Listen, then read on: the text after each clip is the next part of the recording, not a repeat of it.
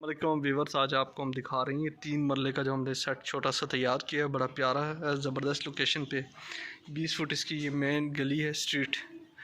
और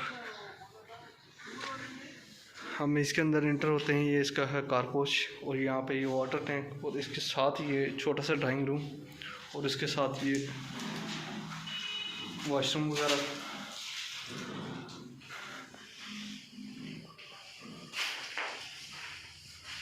और इसके साथ फिर एक छोटा सा किचन और ये साथ ये इसके साथ ये रूम है। फिर एक रूम इस साइड पे है और ये पीछे इस साइड पे बड़ा वॉशरूम। इस रूम के साथ भी ये वॉशरूम है। सीलिंग का काम हुआ माशाल्लाह से, ज़बरदस्त सेट है।